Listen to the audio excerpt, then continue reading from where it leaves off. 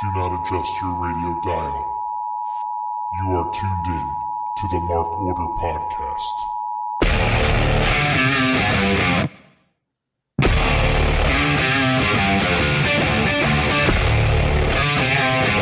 Join the Mark Order.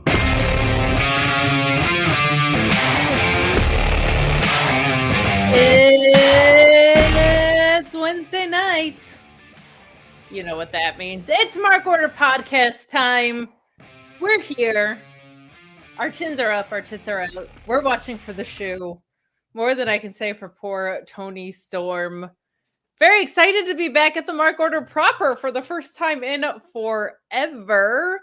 Last week I was supposed to be back, and I ended up cutting out an hour. The week before that, I was supposed to be back, and my ceiling was leaking. Whole bunch of nonsense, but I'm so happy to finally be back to my usual Wednesday night post. There were 2 weeks where it was just Joe leading the ship, steering the ship. Me and Ryan both abandoned him. Thank God. It's probably the most normal and efficient shows that we've ever done when me and Ryan weren't here, but I've got Ryan, I've got Joe. I'll be sure to not skip their segments at all or their views on any of the segments that we got on the shows, as I've literally never done that in my whole life. But Joe, how we doing tonight? You know, not too bad. I watched a good Dynamite. As I shared with you earlier, I got my invite to make reservations at Casa Bonita. Hell yeah. Things are looking up. Things are good when you're getting invites to Casa Bonita. As long as you're not, as long as you're not Butters, you're in a good spot there. But Ryan is over there, and he's having some really good times with his camera. If he looks like a little bit. I can, for all of those watching, I can show the good time I'm having. Look, I disappear quickly, Best but I'm he's ever back. looked. Disappear, Best but I'm back. Ever looked is what I was so excited by those virtual backgrounds too. I'm sure you'll figure it out with your new fancy camera that you kept bragging about, and then it cuts off 3/4 of your face. It's the best. Yes, I'm so mad. I'm so mad. Well, you shouldn't be. You should be excited because we've got a Dynamite to dig into that was pretty good. Huge ending angle to close the show in a really, really fun way. Kind of love the way that was going. But before we get into any of that, guys, we came off of Forbidden Door. We're doing a triangle Mark Order trip to Capital Collision, which I'm so excited about. I got our tickets today. You'll get Venmo requests soon enough. But there's been so much happening as far as like, we've got free agents coming in, and we had Forbidden Door season, and now we've got All In coming up, and we have this in-between time to just kind of let things bake. The past couple weeks, it's been nice to just like have some regular episodes. I love Forbidden Door season. It's like my favorite thing that happens in wrestling, but it's been kind of nice to just get back to kind of moderately paced builds to things instead of like, okay, the Owen's going on, and so is Forbidden Door, and Will Ospreay has to win 6 casino gauntlets. Like, it just felt kind of like we've been in a rhythm the past couple weeks, and it's been nice to just have some like killer Dynamite episodes in the mix. I fucking hate the Jericho stuff. Just get it instead of tax, it's dice because it's Vegas. Get it instead of dice because it's Vegas, it's horseshoes because it's Calgary. This is a good use of Samoa Joe's time. This is definitely moving Hook forward and hasn't been going on too long. Like, other than that, overall, a pretty good show. What did you guys think overall? And then I want to go through some kind of like news and notesy stuff. I thought it was probably better than last week for me. I felt like the pacing was really quick. Even though we didn't have a lot of in-ring action as far as matches, I thought the matches we did have were pretty solid, other than, the Jericho Samoa Joe thing, which I guess we kind of expected. But otherwise, yeah, I thought the matches were great, and I love seeing the women's main event tonight, and thought that really helped propel that story forward. So, yeah, a lot happened in that, and I thought it wasn't even the main event. I thought we had another match on. I was initially really annoyed, and then I realized they were giving it the main event because there were fewer matches tonight. Loved opening and closing with the 0-2. That's just like a nice thing to do to bookend your show. We do, I think, got to get our world champion in some more opening and closing spots. It's very weird how often Swerve is just like in the middle of the show. He's your world champ. You should be opening and closing it. But tonight wasn't the night for that. This obviously had a huge closing angle. And Ryan, as someone who constantly has their tits out and is always watching for shoes and always has his chin up,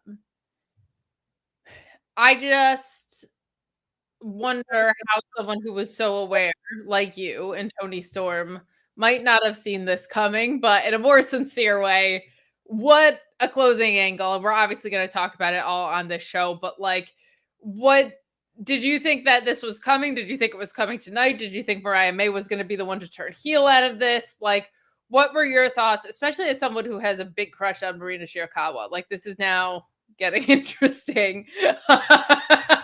You would have not been mad about being in that triangle smooch. You were not like upset about that happening and would have participated if given the opportunity. I feel like most straight men would, but this closing angle is going to be kind of the thing I think that people pull away from this. Also, the fact that Danielson is challenging for a world title, but like this closed with an angle that people are going to be talking about for a while. What were your thoughts kind of on the big takeaway from tonight's episode?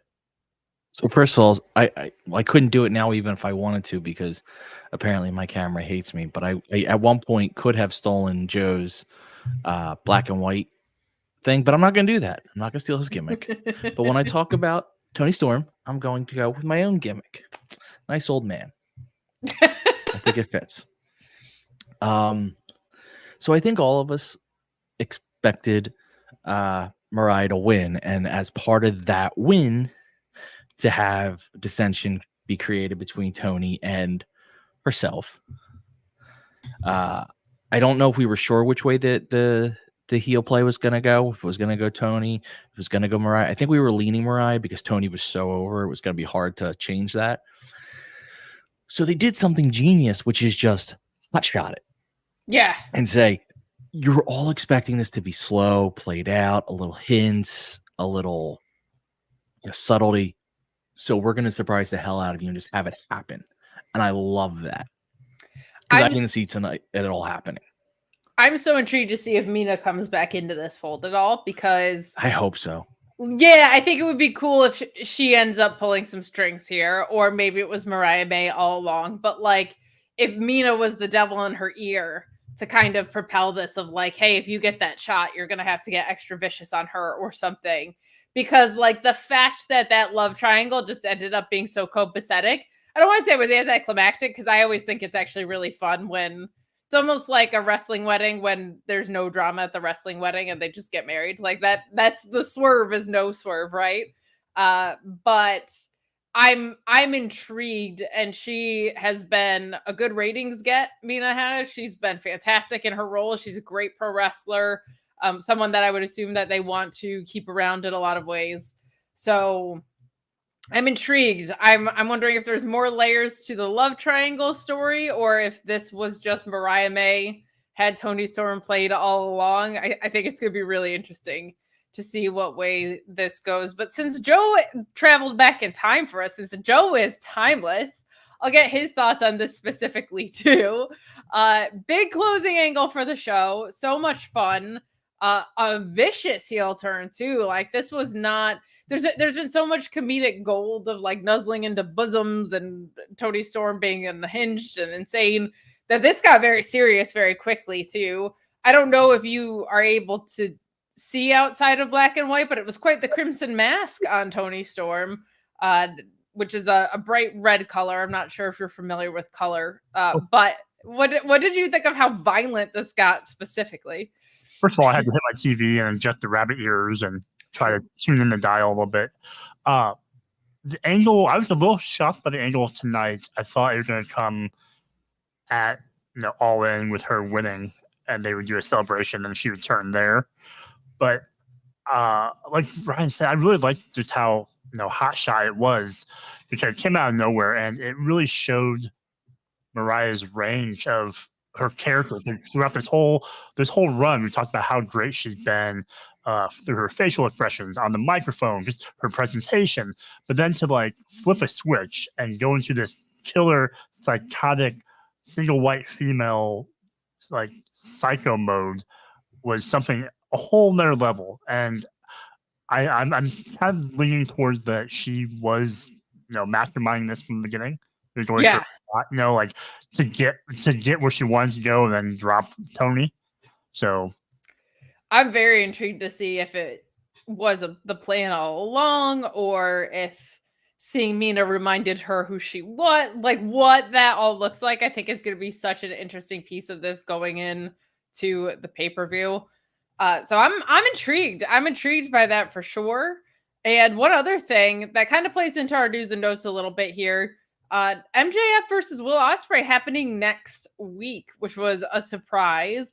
And there's a couple reasons it could be. Do they want Danny Garcia to be your international champion sooner than later, or to continue that story with MJF?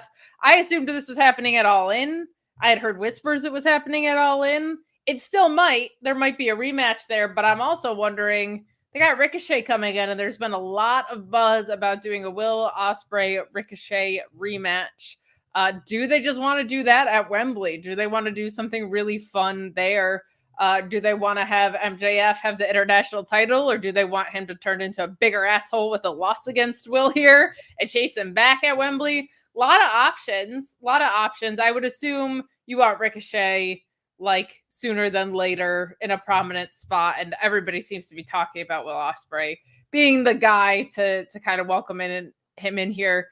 We'll start with Joe on this one. A lot of free agent news. Ricochet, the big one, because it feels a little bit more imminent. Steph Ecure, of course, going to NXT was the big news today as well. Thoughts on all this free agent motion? We also got the signing of MXM, two of my faves, hopefully livening up some of this tag division a little bit. Your thoughts on MXM coming in, and also kind of the bigger thing here, Ricochet taking over a little bit. Are we changing plans heading into Wembley, or do we think that's going to be a rematch? Well, I'm excited to see what MXM does with ROH and AEW. I think their tag team will play really well within that promotion. I think there's a lot of fun they can have with some of the tag teams in ROH. I think they could do some fun things with like a Dalton Castle, like with those kind of characters. Sure. So I'm looking forward to that. I hope they add some more pieces to MXM. If you get a Dijak or something like that, and he can kind of play into this a little bit. They could have a stable called like Revenge instead of Retribution. Spell it backwards. Whatever Retribution is, spell it backwards. Perfect. Dijak's another interesting possibility. He was definitely backstage at Forbidden Door, a huge free agent. I would like to see them work separate, maybe eventually meet up. But to me, Dijak is such a star on his own. He's 6'8". He is a phenom in the ring still. Great match psychology as well. But what are your thoughts on Ricochet? I think sometimes things just kind of fall into your lap. And I think, like you said, the plan would kind of maybe Ospreay and MJF at All In, but with Ricochet being a free agent and the whole online community kind of clamoring for them to wrestle at All In, I think it might be a good chance for Ospreay to maybe drop the belt to MJF next week, and then MJF could go on to All In versus Danny Garcia for the belt. So I don't hate that. I think they need to do something with Danny Garcia sooner than later, because he has the kind of momentum that I feel like is only available to you when it's this organic. I feel like Jamie Hayter was that way as well when she was so over. It was like she just kind of caught fire. But Retribution backwards is Noid to Birder. So that sounds European. It does. It kind of does. Ryan's camera is not working again, but I'll call out Mansoor doing his Max Caster rep that is up to 869,000 views. Nice. kind of putting Max Caster in the ground a little bit. I absolutely loved that we got Eminem references, MF Doom references, and calling him Bowen's Janetti was so great. Go check out Suave Mansour if you want to see him do his Max Caster impression better than Max Caster, because holy cow. That could be a lot of fun with MSM, and like if they can take down the Acclaims and kind of take over that spot. Oh, it would be beautiful. It would be beautiful. Oh, as beautiful as Ryan not being able to get his camera to work, because I'd rather look at that little logo than I would look at him. But the other funny thing is I'm not logged into our instance of StreamYard, so I can't pull down the chat that just says Noid to Birder. You don't have to. We could just leave it there. That's super funny. But but yeah, I think there's some really interesting possibilities. Are you excited about Ricochet coming in? He seems like one of those guys that was just so underutilized in WWE. Fortunately, gave a lot of his best years to WWE probably in the process, but he's still doing incredible stuff when he does have a chance to show out. I'm pumped to see what he does in this ecosystem. Your thoughts? Yeah, I think he's just a perfect fit for this promotion, and the history he had with a lot of people who are already here. I think it would kind of be a revitalization of the time on the indies, and his time in WWE, which kind of we'll kind of maybe forget about that after his run here. I'm very intrigued to see like where he enters, because he's a huge attraction, obviously. Feels like Ospreay's a good fit, but then what kind of thing? You know what I mean? So I'm intrigued to see how that goes. That's kind of true. I think about kind of how Pac was when he came in. Yes. Kind of similar spot as far as I feel like stature, as far as notoriety, background, and he came in hot. Had the feud with Kenny and Orange early on. Yes. So and he had some up and down health stuff and was in the trios division, which they do seem to be heating back up, which makes me very happy. But since Ryan is gone, I'll ask you about a couple more things. One, feels like there are two other names out there that are way more peripheral, but interesting still. I think Natalya Hart and Shane McMahon are names that have been tossed around a lot. Now, I don't have an interest in seeing Shane McMahon do a lot, but him having a limited run in the Elite storyline, just for him showing up on a WWE competitor's product would be just like such a fun, playful kind of pop, which to me, like this whole evil EVP angle is so funny. Like the idea of Shane McMahon and Okada standing in the ring on the same side of things is something that cracks me up. Natty, I feel like there's so much value in her experience in the dungeon. The fact that TJ Wilson could go with her, one of the best women's match producers ever. Feels like she'll probably go back to WWE, but she's definitely testing free agency. She's not currently signed to WWE. So I feel like if we were going to see her, they probably would have done something with the Owen, like just even a one-off appearance would have been nice. But thoughts on Shane McMahon and Natalya as possibilities as well? Yeah, I don't see Natalya jumping ship. I think she's probably just enjoying her free agency. Testing the waters, taking some time off, enjoying it, and well-deserved. With Shane McMahon, I think he's good for an attraction or for a little one-off or two-off things, or maybe like a little arc where you can, like you said, use him as a special referee, a manager position, or an enforcer position. So something kind of hokey like that. I think he could play well into that role. I think it would be very fun if somebody got knocked out in the Blood and Guts match and he came out to just do stupid shit in Blood and Guts, because that feels like the last, like the thing that would be so up his alley if he just did one dumbass spot in the cage or whatever. Like there's just one thing I think would be just do it for the pop. I think would be really fun. So we'll see. We'll definitely see about that. I'm intrigued to see what happens with both of them. I think they could both be really fun possibilities, but at the same time, if they don't end up doing it, I don't think AEW loses a whole heck of a lot. Well, Ryan just switched Can you hear me? Oh yeah, I can hear you. All right. I don't know what happened. My camera now froze. Are you in This is just You look like you're in the Up house. Are you in the house from Up? that's probably why it's all screwed up. I just this is extremely frustrating. And I have the personality where I can't let this go. Like my brain just can't let this sit till afterwards. That's just not how I work.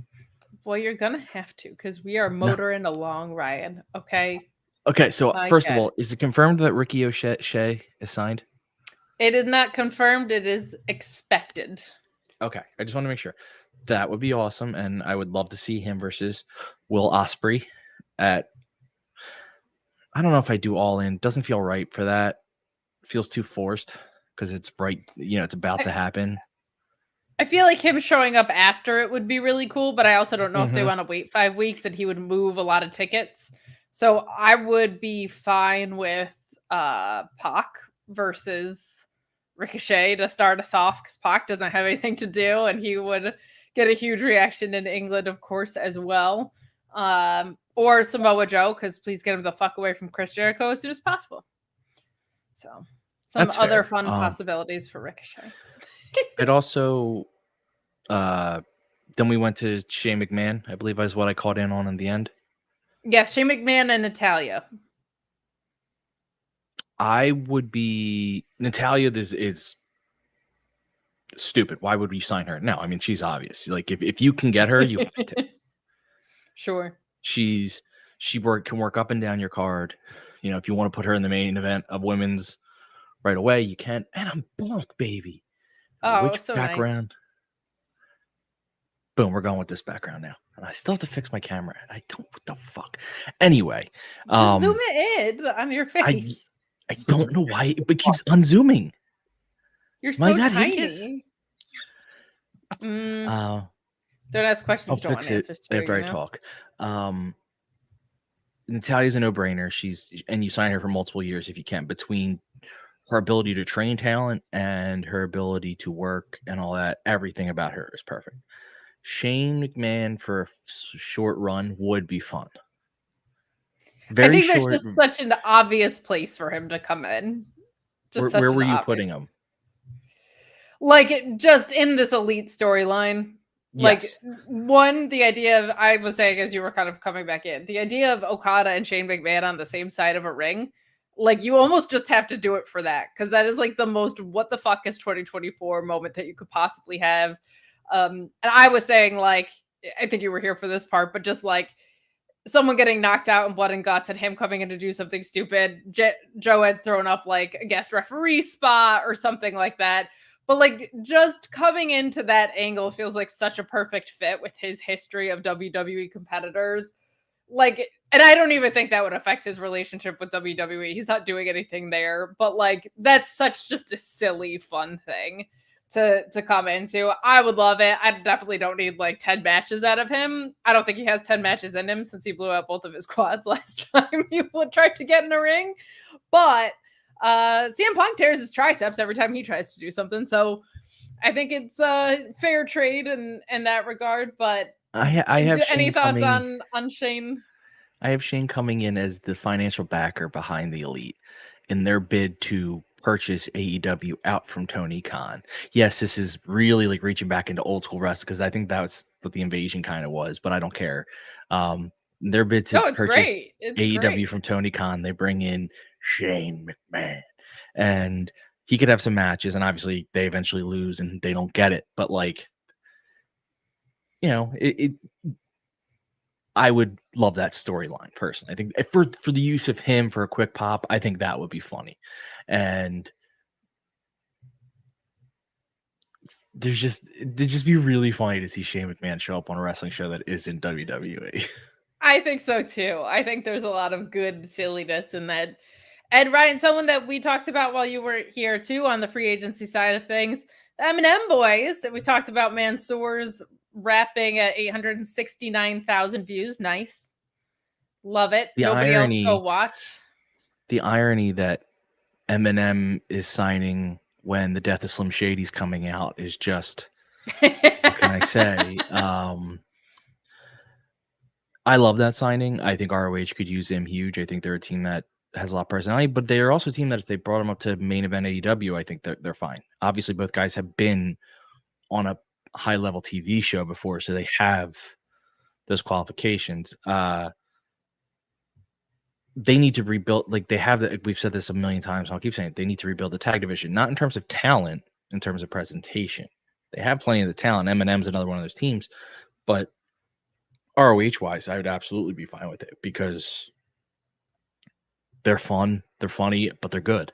So Yeah, when you have all especially three, like Mason is such, people like forget how big he is because he was standing next to Dijak in a lot of his stuff in Retribution, who's 6'8". Shane Haste is like 6'4", 6'5". He's a really big dude too, but Mason's like 6'6", I think. Like he's a really big dude. And he can do some big guy stuff. We just never got to see it because he was in A, Retribution, and B, Maximum Male Models. But I think the indie run has been really good. I think they made a good first impression with their vignette that was on ROH. Hit really, really well. I'm sure closing it on 1 million views will look very good to everybody but Max Caster. But them being so character driven, I think is going to be a really nice force in ROH and when they want to float up to AEW. You're right in that. And like something like versus the Acclaimed could actually be pretty fun.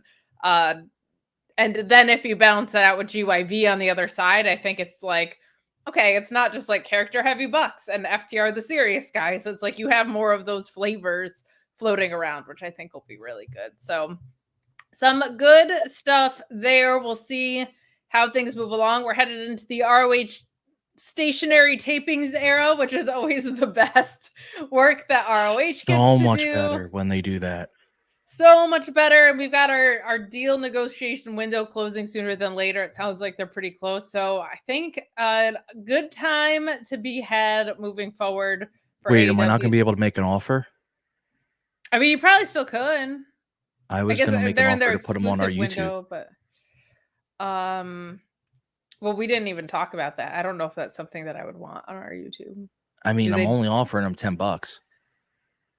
Okay, well, and we get all the ad revenue. Well, we could probably afford that if people supported us by buying great T-shirts, huh? Just a couple of great T-shirts is all it's going to take for a bidding war for AEW to get them on this here YouTube channel on the Mark Order podcast. Wait, hold on. Don't this is going to drive me nuts. How much are T-shirts on Pro Wrestling Tees? Shut up, just open the page so I can talk about our shirts. Joe opens up the page anymore, not me. Thank you, Joe, for being a professional. Thank you. $27.99. Buy some T-shirts at Pro Wrestling Tees. You missed the big 4th of July sale, you fools! But you can always support the Mark Order podcast if you are trying to beat those shipping minimums. If you are going over there to buy more T-shirts, I'm sure they're going to have like a summer bash sale next week or whatever. They're constantly running promotions over there. So please head over to Pro Wrestling Tees and support the Mark Order podcast for beautiful designs. Maybe we'll make like WWE and enter a new era and get our T-shirts updated. Maybe we'll do the Heather Gray ones on purpose instead of making them accidental chase shirts. But head over there and pick up these designs. These might be vintage by the time that we get some new designs up. But ProWrestlingTees.com. If you want to grab some of our shirts, we're super thankful. If you want to, Kate, how much do you think AEW is going to get broadcast rights for? I don't know. So if they got 150 million, all we have to do is sell about 5.4 million shirts and we'd be fine. We could pay for them. Okay, so if you guys could just get like 5.4 million shirts, maybe 5.5 million shirts, just so that we have like a competitive edge, a competitive Adam Copeland, if you will, going into our negotiating window. That's all it takes. 5.4 million. And we're going to put it on YouTube. So think of all the money you're going to save not having to subscribe to Max. That's what, like $5-10 a month, somewhere in there. We're going to save you so much money if you just buy 5.4 million shirts. So head over to Pro Wrestling Tees and grab 5.4 million shirts. I don't think it's that much to ask. So we are going to tell you now, in addition to buying 5.4 million shirts from us, there are some other great shows on the Shining Wizards Network. That's where we broadcast on.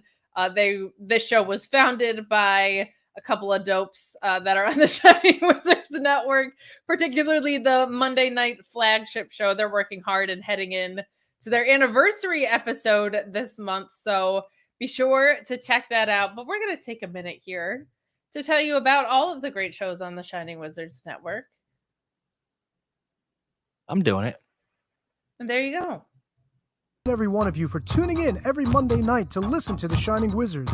If you'd like to continue to support us outside of listening, we've got a few ways for you to do that. If you shop at Amazon, go over to amazon.shiningwizards.com, do your shopping as usual, and when you make your purchase, a little bit of that purchase price will go back to support the show. If you like to wear t-shirts, merch.shiningwizards.com will take you to our Pro Wrestling Tees store, where we've got over a dozen great designs from over 11 years of professional wrestling podcasting. You can become a Patreon supporter at patreon.com/wizardspodcast, where each and every week we call out your name as one of our show producers, and the more you support us, the more things that you're entitled to receive, and believe me, they are fantastic.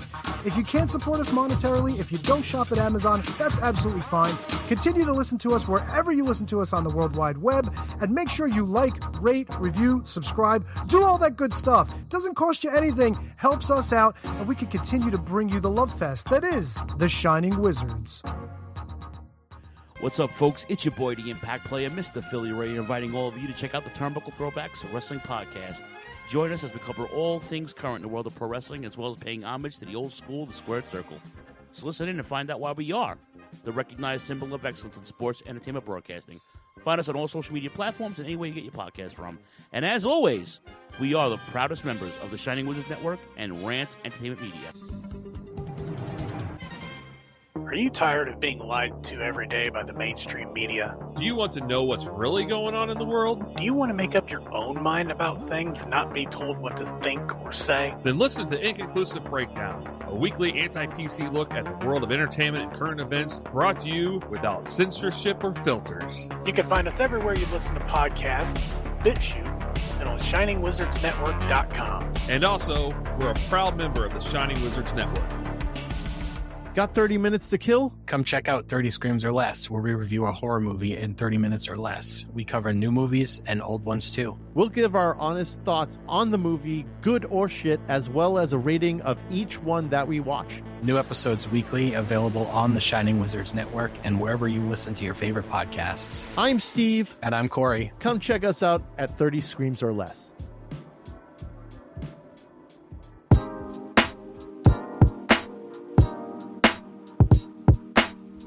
G'day guys, my name is Thomas, one half of the Broadcast Podcast. With our podcast, we go back and watch wrestling events from WWE, WWF, WCW, ECW, AEW, and many other wrestling promotions. You can check us out on Twitter at The Broadcast, that's TheBrokast, and you can also download all episodes on Apple Podcasts, Castbox, Castro, and many other podcast apps.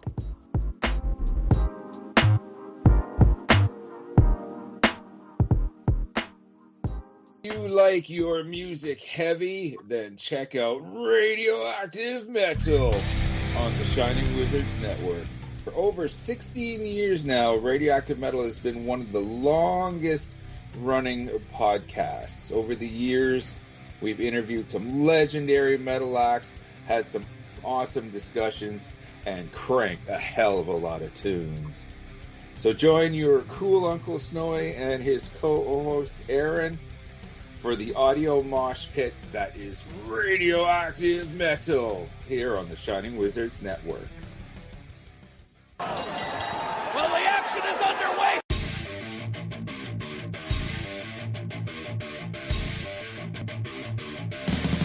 What's up, everyone? When on the Shining Wizards Network, be sure to check out Wrestling Night in Canada. If we're not recording another kick-ass podcast, Or playing in punk bands. Or recording kick-ass heavy metal albums, then we're sitting back, we're grabbing a couple brews, and going over everything to do in the world of pro wrestling. because we're from Winnipeg, you idiots. The Mark Order Podcast is the only show you need if you're looking for dedicated coverage of everything AEW on the Shining Wizards Network. Join us live on YouTube every Wednesday night at 10:15 p.m. Eastern after Dynamite to chat along with the show.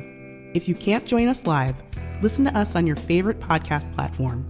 Follow us on all social channels at MarkOrderPod and use the hashtag #JoinTheMarkOrder, because if you don't find us, we will find you.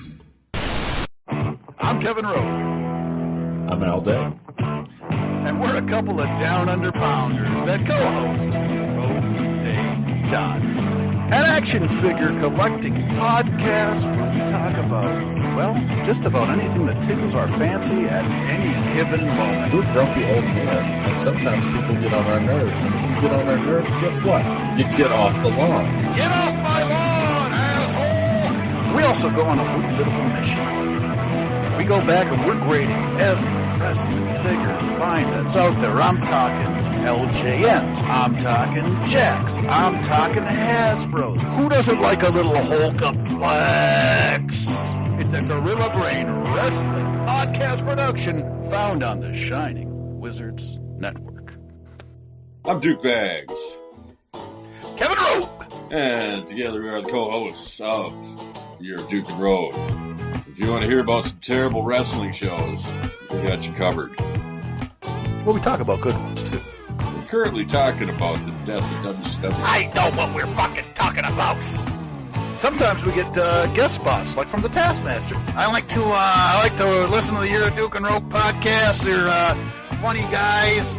I like when they talk about the Nards plows. I like Nards plows. That's a good move. And I like the Dungeon of Doom. You know, sometimes I call my butt the Dungeon of Doom. Thanks, guys. Yeah, Oklahoma. Let me tell you a little bit about my favorite wrestling podcast. All right. It's a podcast with two men, Duke Bags, Kevin Rowe. They talk about professional wrestling. It's a man's sport. All right? And who better to talk about a man's sport than Duke? Oklahoma. And once in a while, Vince Russo stops by. Oh, you piece of shit! If you're not listening to the Your Duke and Rope podcast in the back with the boys, you piece of shit, I don't know what you're doing. It's, you gotta slide one in there. If you're a man, you're talking about something only a man can do. You're talking about sliding one in there. Bro, take the time to slide one in there. All right, bro, you piece of shit. Slide one in there. A Gorilla Brain Wrestling podcast production that you can find on the Shining Wizards Network.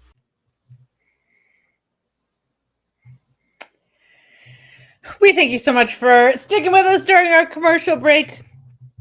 But most importantly, we did want to acknowledge someone very special in the chat. Someone very important.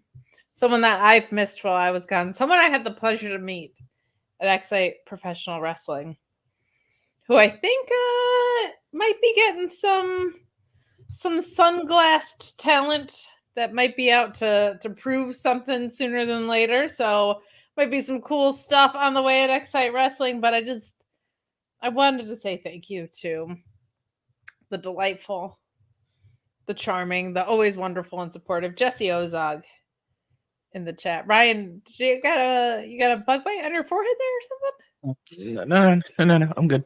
You okay? Someone I'm with good. your camera again? No, we're good.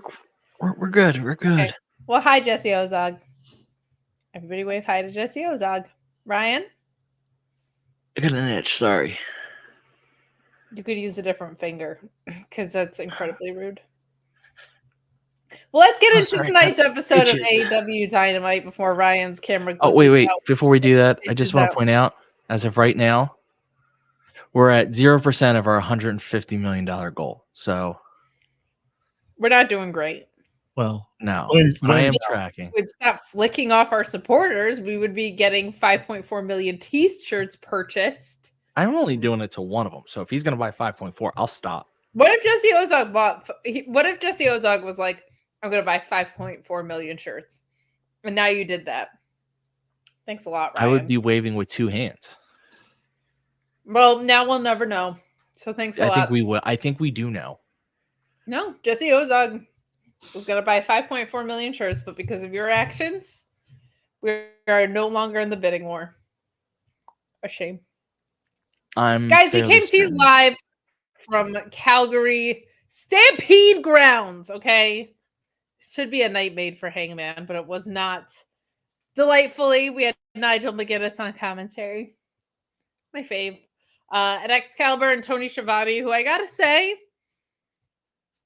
not his best tonight.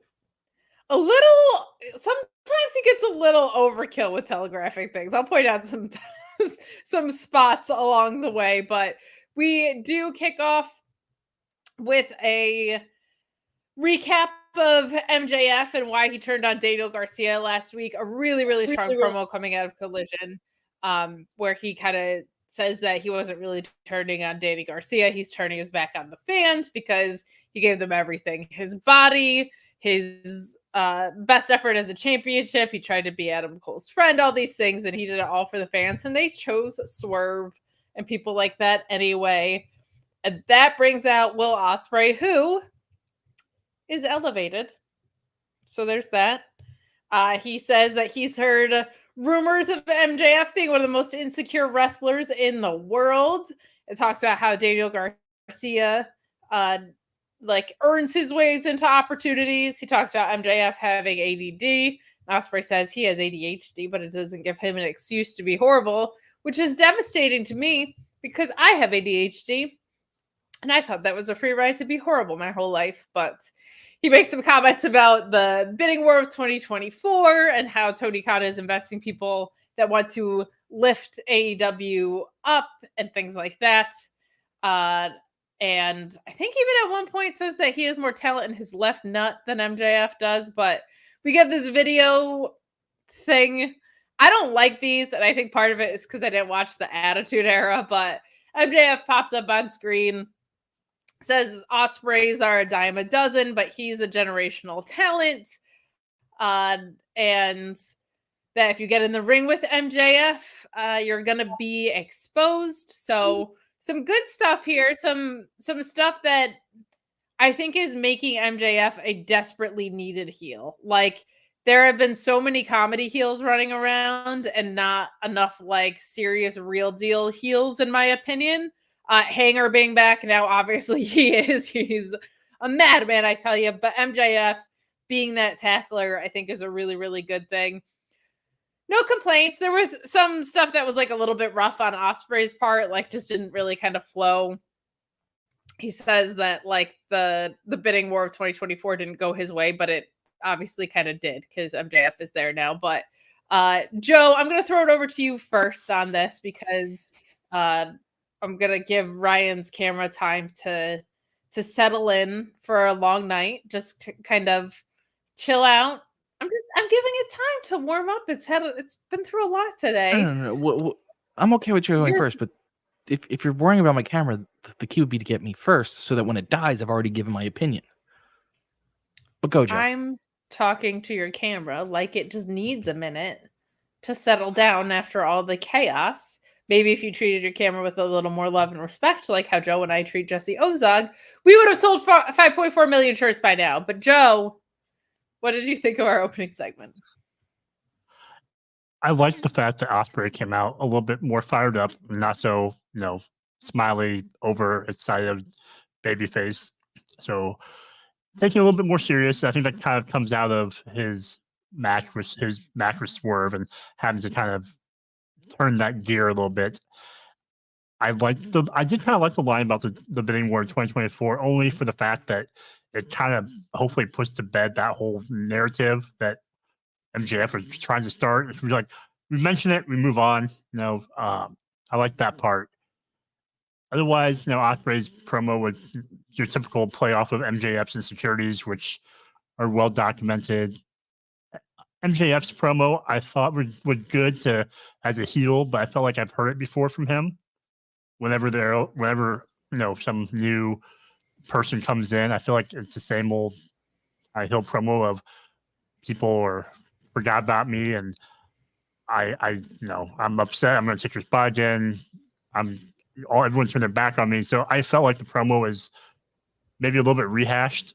But Otherwise, I think it'll be fine to keep the build going and keep furthering MJF into that hill stratosphere. I think that's a fair criticism. I also think it's fair that they kind of want to get back to the old MJF. So, like, reestablishing that side of him, I don't think is the worst idea. But I am going to throw to Ryan, and I'm going to ask you too. Not only what did you think of our opening segment, but this is going to be a match next week. Joe and I got to talk about it while your camera was being a little bitch a little bit. But do you foresee that being because Ricochet is coming in? Like, do you feel like that's hot-shotting it? Are we getting a rematch? What are your thoughts? So a couple things, it does feel like they forgot about Dre when we talk about MJF. Yes, I'm getting 2 Eminem references in the same episode, and I'm going for it. So we're seeing the real Slim Shady that is MJF. Bam, 3. I'm just on fucking fire tonight. Now, so Ospreay is playing the baby face well here. Like, he's so loved right now. I forgot I didn't have my fucking glasses on. I went to adjust them. Jesus Christ. My God, that's such a bad, like, I'm like, Get oh, it I can't together, see them. bro. No, I couldn't see. I'm like, oh, let me pull my glass up. I was like, don't have it on my fucking face. Jesus Christ. But he's such a good, right now he's playing that very well, and the fans want him to be there right now. He still hasn't worn out that welcome from being like I'm here to wrestle, I'm here to be for you guy. Like, eventually that will wear thin. It just always does with faces. But against MJF and his whole shtick of like, screw you fans, it works really well. Their match is going to be awesome. I think the funny thing is, I was kind of a little excited for an MJF continued face run, simply because I thought it meant we'd see more MJF wrestling, because your point always was that they try not to have him wrestle because then fans will have to like him. And I was worried we're going to go back to the MJF never wrestles thing, because that's been my one complaint about him consistently, is that his matches are amazing when he has them, but they're just so spaced out. But clearly they're at least fixing that slightly, because they're putting him right into a banger of a match with Ospreay. I'm wondering if it. So you raise a good point. This felt like a Wembley thing. It could still be a Wembley thing. This match could go. Will it be a rematch is the question. Yeah. Yes, it could be a shenanigans ending, some tomfoolery, hijinks, mind you. And they could need to have that rematch at Wembley to settle it. Which, if you want to reestablish MJF as a heel, him beating Ospreay in England would be very, very heelish. It would certainly turn the tide. I think that would be his first loss as well. So that would be a big one. But we'll see. I think you could also, I kind of figured they might do like Wembley be the first one, Will goes over, and then at All Out they have some sort of rematch. But we'll see. Danny Garcia is mixed up in this whole thing. There's a lot of directions that they could go, but some good stuff here. I think it's interesting. What was his first loss? I can't remember. Swerve. He just had it. Oh, duh, to Swerve. That's right. I have this really bad habit of, if I'm there live, my recall is terrible on stuff. Now you know how I feel after every wrestling event that I see. Well, mine's not great in general, but that match was also, especially on matches where you're like, that match was just so fucking good.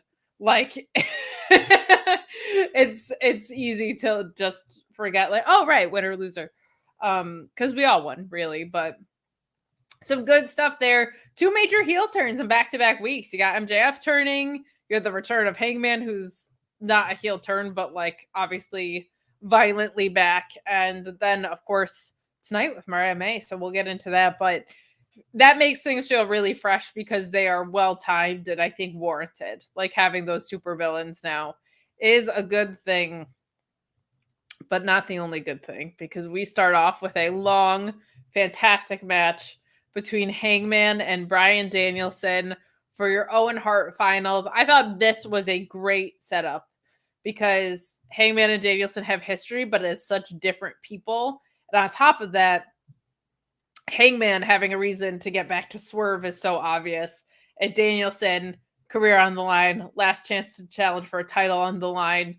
Like, this one truly felt like it could go either way. I saw people who were frustrated that Danielson won. I think a lot of people are assuming Danielson refuses to win titles, so that this is an unfair thing to burn. But I also think if Danielson was going to go on a brief run, Wrestle Dream is in Tacoma, Swerve's hometown, so there's some interesting possibilities here all around. But what a banger of a match. It was so well done.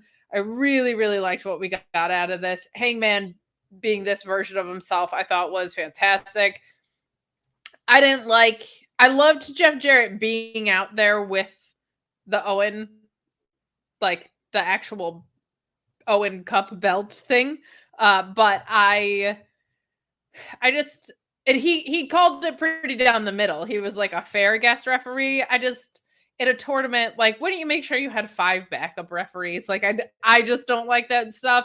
I understand why they did it. It gave Hangman tremendous heat every time he even breathed near the dude. So, it was well done and it made wrestling sense. I just don't love that for tournaments, especially when the women's one had interference too. But this was fantastic. This was a 25-minute match that you get Paige grabbing a crossface with a belt and Danielson in trouble, but he turns it into a roll-up. Very un-Danielson-like. A very desperate win, which I loved, but so much story in this. The biggest piece of it just being that Danielson is continually getting worn down multiple times, that he needed to stop for his neck, and he's covered in tape, and he's emotionally hurt by everything Nigel McGuinness is saying. There was a part where Danielson was not even close to tapping, and Nigel just goes, "He tapped. Did you see it? I saw it. Did the ref see it? He tapped." It was so well done. He's the best. The chemistry was a little awkward overall tonight, but Nigel is great. Some really fun stuff in this match, and a great way to start off the episode. I'm going to go to Ryan first on this, and I'm going to save all the spots for Joe other than the ending. Except I will call out, I can't tell you the last time I saw Danielson do a springboard flip. That was nuts. And I love that Danielson had to bring out all this different stuff that he normally does just to squeak by with a win here. Really well done, aiding the story so much. But Ryan, your thoughts on our opener? And all right, so let me go line by line on the spots that I saw. That's not allowed by someone who cost us $5.4 million in shirts because of his attitude today. And it's not allowed ever. But did you have a lot of fun? How much fun was this on the fun meter? And on top of the amount of fun, did you have a preference about Danielson or Hangman winning? Because I saw a lot of people that were kind of split on this, like in a good way, where nobody's mad Danielson is going to main event Wembley. But they were like, "Oh, I'm invested in Hangman coming back. Like, I want to see him and Swerve again," which we will, but we're going to talk about that later. So this was a 4 out of 4 fun. Clearly a good time. Good times were had by all. I liked the story of the match where this Hangman is a much more aggressive, physical, violent version of himself, which was, we saw it in times when he was the baby face, like in his matches with Swerve, as he got consistently more violent. But this is much more intentional, much more aggressive. I mean, he made Bryan Danielson bleed in a regular match. Like, this wasn't a no DQ match and he made him bleed. So I really like that. They're really playing up the story about not even a Texas death match in Canada. This was just a straight up wrestling match. Yeah. And he made him bleed. Danielson's neck is a big story that they're leaning into. I'm hit or miss on it. I guess it just hasn't hit with me as well as like the continuing injury, but I like the idea that they're trying of like, he's persevering, he's powering through. Can he finish it? Look how banged up he is. Nigel was great on commentary, calling him a clam digger. I will say I didn't have a preference. I guess I did. I think Danielson was my preference because I'm not ready for Swerve Hangman yet. Yeah, I'm the same way. That's happened so many times, and it's been great. Hold off a little longer. Let that. Plus, as we saw later on in the night, it led to a great Hangman moment. So the right guy won. And the Jeff Jarrett intervention. Like you said, I think that made a lot of sense. It gave him his moment with the related to the Owen, where he couldn't win it, but you at least allowed him to be around it and play a big part. It gave Hangman a reason to almost feel slighted. Sure. Even though he was trying to cheat, it still gave him a reason to feel slighted of like, you were working against me. And it was nice. And I do want to acknowledge, and I hate to acknowledge the person that said it because they're not buying 5.4 million shirts, but Jesse Ozog with a good point that Dr. Hart and her hats are something to see, and that is the God's honest truth. They are a sight to see. 4 funds from Ryan. That's a strong opening match. Joe, your thoughts? Any spots that you want to call because you are granted to do so? Go in peace to love and serve the spots, and also, what's next for Hangman at All In? Because I think that's an interesting thing too. Is it going to be like Hangman versus Darby or something? Like, what are we getting for Hangman? I assume he's going to have a marquee match. He's one of the most over guys in the company right now. But your thoughts on this and where things are going? Good match. I think it's what Bryan Danielson would have loved as far as just how brutal it was and how much he got to sell his neck and his body. I think the bleeding, everything else. I feel like it checked a lot of boxes of him having fun. So he would have given this 4 out of 4 funds too. At least, yeah.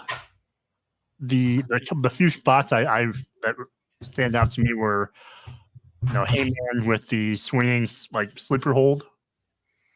We had that was very cool. I thought Danielson's inspired German suplex off the rope where it looked like Heyman fell on his head was nasty looking to me. I don't know how he got back up after that. That one was like made me legit nervous. It was a little cringe. Yeah, I kind of cringed a little at that. I liked the spot on commentary where Nigel said, "Look at that face. Someone had a child with him."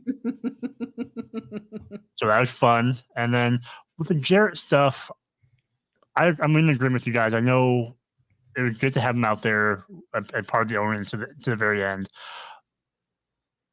Him being the ref at the end, I would have been okay with it if it wasn't so premeditated with him like, oh, look at me. Yeah. The shirt underneath of it. That was a little weird for me to think that he, thought that far ahead that he was going to have to be a ref, but otherwise it's fine. But yeah, I think it was a good match, and I think Bryan being beaten up heading into All In, eventually his body gonna fail. So we'll see if Swerve just puts that nail in the coffin. And as far as Heyman, I don't know. You put up a good point with Darby since he's kind of entered the fold and has been challenging the Elite. I just can't remember if Heyman and him really have a problem at the moment. Yeah, well, and we kind of got like this tease with him and Okada too. So I think there's some really, really fun possibilities. I can't believe Ryan's ears didn't perk up when I said fun. But I think there's some fun possibilities for Hangman at All In. So we will see what's next. That match was great. Took a minute to get going, but when it did, it was off to the races as is Hangman style out of the time and as is a technical style of wrestling. But I think it's really cool that Bryan Danielson won the Owen tournament too. That's just like a very nice cohesive thing to kind of have happen. So very, very nice. Good stuff there. My goodness. So we move on to the Acclaimed and Billy Gunn music video. This was Mansour's was better. I'll put it that way. Like, he cannot seem to find the sweet spot anymore between being a piece of shit and painfully boring. There were no good lines in this. Like, there was nothing that stuck out as like, oh, that's a good one. Like, that's a cool burn. I did not get anything from this. I've been out on these for a little bit anyway, but like this one, I'm proactively trying to listen for something that's like a sick burn, and I feel like I didn't get any of that really. There's some stuff that he just defaults to. Like, this didn't have anything weird. Like, there was no like sexual assault or homophobia in it. But he also like goes to the dirt sheets a lot, and I'm like, not just because I work for one, but I'm like, nobody has said anything about you in the dirt sheets, dude. Like, you know what I mean? I'm like, why are you frustrated with them? But I was just very bored by this. I thought Mansour's kicked his ass, and he is Anthony Bowen's Marty Jannetty, so I'll take it. Peace is agreeing with me, saying this sucked. Nothing more needs to be said. I'll leave it up to you guys if something else needs to be said. Joe, who says Ryan's camera, much like himself, is a bitch. Or maybe it was a bitch. And It was any thoughts on... It was a very bitch heavy show tonight, so I figured it was a very, there were a lot of people saying bitch on this show. So I appreciate the synergy, and it could be corporate synergy if Ryan didn't blow our 5.4 million t-shirts sale. But any thoughts on this sweet roast? First of all, there's always money in the banana stands. And second of all, I was listening to it trying to find something either like offensive or clever, and it just felt really repetitive. It felt like a lot of the lines, they had like a couple words and then the hook, a couple words, then the hook. And it just it didn't do anything for me. And we beat the Young Bucks. Did I mention we beat them already once? Yeah. That match. Everybody loves the Acclaimed. Soon enough. I don't know when they're going to do this match, but it can't happen soon enough. It is like Jericho levels of go awayness for me. But Ryan, you are undeniably a rap god, a rap mogul. You are hip to the rap scene. You are heavily involved in the rap scene tonight. And always, but because maybe there's just something that was like above me and Joe's rap knowledge, or like our the way we listen. Maybe we just weren't listening deep enough. Was there anything that Max Caster said that stuck out to you, that spoke to you like rapper to rapper? I mean, probably. Or are you just like, so much better than him that it like didn't even connect? The problem with me and rap is that the FCC won't let me be me on MTV. So like I have my issues. That's why we have a YouTube channel. Actually, that's the whole reason this all started. It wasn't. It just wasn't. It just wasn't, right? And normally the pre-recorded ones really hit. Like when they did music videos in the past, like they were usually, I was like, oh God, these are so much better than the entrances. Yeah, You know what, Ryan? I want to see what your level of fun is. You might score. This might be the lowest level of fun you've ever used. Hold on, let me Drum get roll. there. What's Ryan? Wow. A healthy dose of fun. Still a 1. Still a 1. Wow.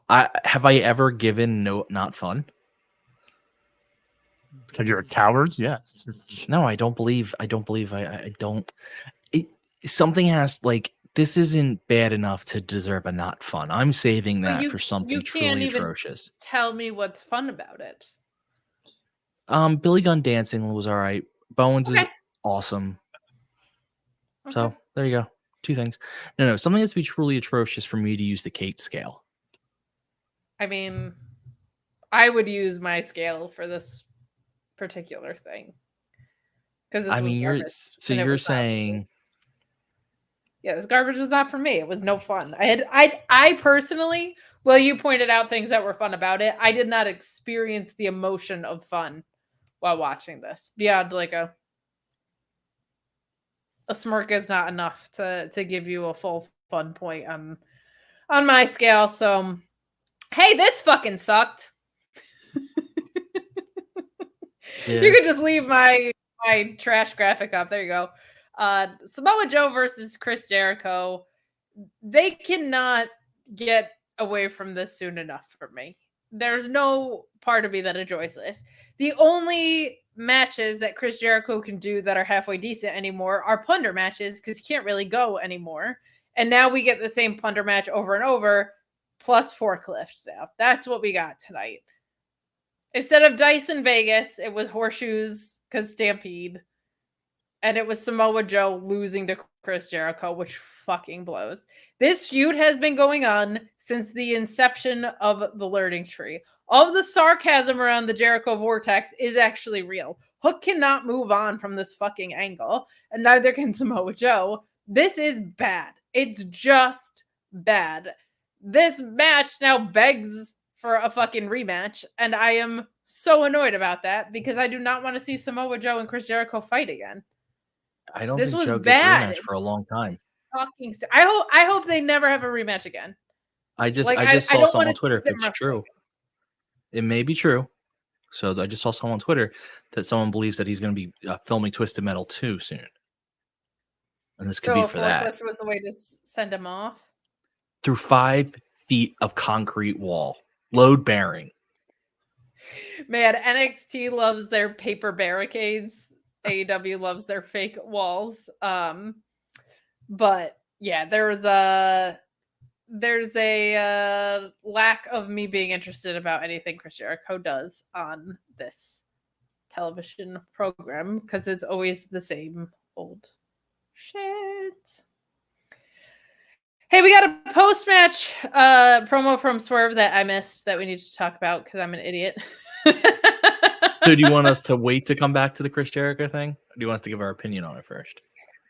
You know what? Let's do opinions on this, and then I'll tie back because I was like, well, there's no really other way to bring Swerve into this other than if I wanted to tie it in with Hangman. But we'll talk about this Jericho bullshit first.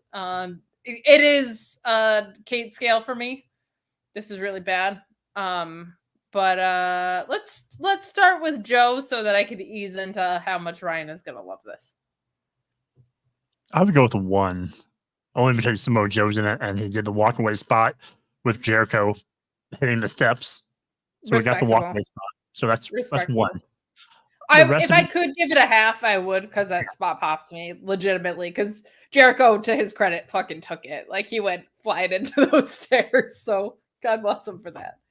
But the rest of the match, I mean, for being a DMP whatever match, it was going to be what it was. I think Taz might have a grievance with the forklift because it was orange and black. So that's a good point. To look into that. Yeah. Other than that, it's just, I guess, it just prolongs this forever feud with Hook and Joe and Shibata, which I don't know what the end game is. It's so weird because that trio shouldn't work, but it's so much fun. And someone that I talked to about wrestling regularly on the AEW side did say, like, there's been conversations of the things that are over about this are the backstages where they're like talking about chopped cheese and shit. You know what I mean? So I think the relationship between Hook and Samoa Joe is working. It's just they can't move the fuck on from this. If he's going to film Twisted Metal 2, this is probably good. Like, it lets the blow off be what it is.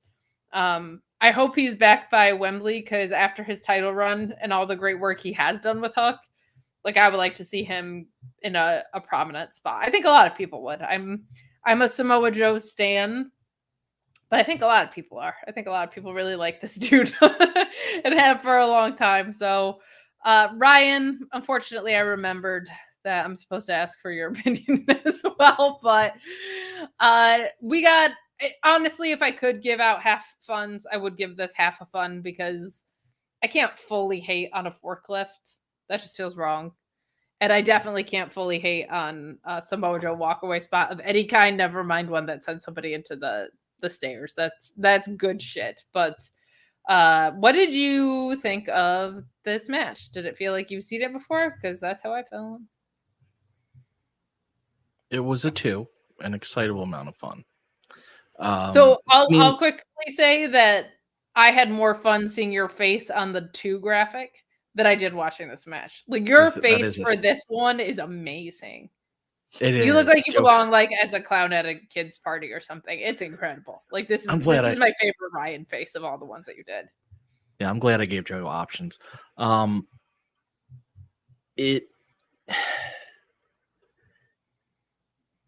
So Joe is fun, and plunder matches tend to have some fun moments, which is how you get to it too. That's fair. That's fair. I will say, like, there were parts, even me as a hater, enjoyed seeing Samoa Joe. I like watching Samoa Joe beat the shit out of anybody. Watching him beat the shit out of Chris Jericho at points, undeniably a fun level raiser. So I'll take that. Understood. But I will say, how do I want to say this? I'm all for doing like a spot doesn't have to look perfect if I know you made it look a little worse for safety. It's literally, I get it, like the crash pad, stuff like that. But to have Joe go out on that spot where they went through a forklift through paper wall, and not only that, just physics wise, the forklift would have went through first and he would have followed. He would not have been hurt. Like the forklift's what broke through the wall, not Joe's body. Well, you know Jericho, he breaks the walls down. That's a very good point. Actually, Jericho shouldn't have even needed a forklift, to be honest. But if he can break the walls down, why did he need? No, you're right. You all are right. But like I said, I'm not trying to downplay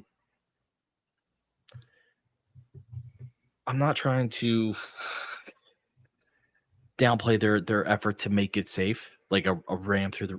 But there's just no way that's a good spot, because even if the wall looked more sound, unless the wall's literally made out of bricks that would fall on Joe, it doesn't. There's no logic. The forklift goes through first with the thing on it, like. They should have jumped over a ledge or something, and then just cut to him on the ground. Or 100%. I can suspend my disbelief with the best of them. That was a little like, what are we doing? That is very fair, and I will also say I had that complaint, as well, of like when Brock Lesnar did it. Undeniably, extremely fun to take a forklift and lift the entire ring against Roman Reigns. But at the same time, all that did was tilt the ring. Like, it did not send Roman Reigns flying anywhere. It did not impale him in any way. It just slanted the ring. So I feel like we're 0 for 2 on actual impact of forklifts, but forklifts undeniably make things a little bit more fun. So, question for you: when it comes to AEW, golf cart greater than forklift? Horse greater than golf cart greater than forklift, but I would say so. Yes, that'd be a hell of a t-shirt. It would be, but AEW won't do it because just have a horse instead of having the greater than sign. Have a horseshoe. That would be great. Yeah, I bet they could sell 5.4 million of those until Ryan sabotages it. 100% that. 100% that. I'm dying to know what the spoiler is. I'm going home. I know what dying the to know is. what people. Will you type in the private chat? Because I want to know. I want to know if it's what I think it is. We are also going to take a minute to ask you. I need to get better about doing this at the top of the show, but we're going to take a minute to ask you also to leave a thumbs up on this video. We have a lot of you in the chat, and if you could, it helps people find us in the algorithm a great deal. If you listen in audio form, so please leave a 5-star review on whichever audio platform you choose to listen on. But we will also just say thank you to Pieces and Jesse Ozog and Big G and Second Lieutenant Colonel Photo, who made our amazing Sour Graps logo on Tuesdays. Tim McFowell's here. I think I saw Eric Freed's kicking around before. Big G. We got some some awesome humans in the chat. So thank you so much for chatting along with us. We appreciate you. We see you. We are doing our best. Pieces nailed it. Oh, Jericho's gonna have one of those wild forklift operator shirts. Yes, he is. oh God. I just want that to end. Hopefully someday. Hopefully someday. But we are going to circle back actually to Swerve's in-ring promo, and then we'll talk about something that also happens a little bit later. He swerved right around it to start. He swerved. I did. You know what? I was driving and just like, I think because I'm in Jersey, I'm so used to jug handles. Like I just automatically turned right to go left. But we do have Swerve coming out after the Owen Hart finals that kicked off the show from a ring standpoint. And he talks about being the best in the world and that he's ready to face Bryan Danielson at All In. He says that he holds grudges better than anybody else and mentions that Danielson has a pinfall over him, which I very much liked. And he declares for Team AEW for Blood and Guts.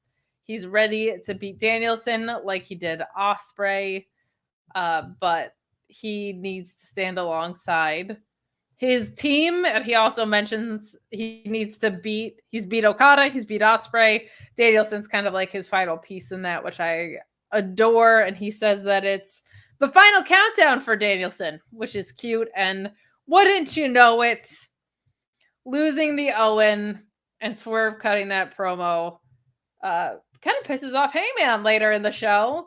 He storms past Renee, who is in an interview segment, and goes to see the Young Bucks.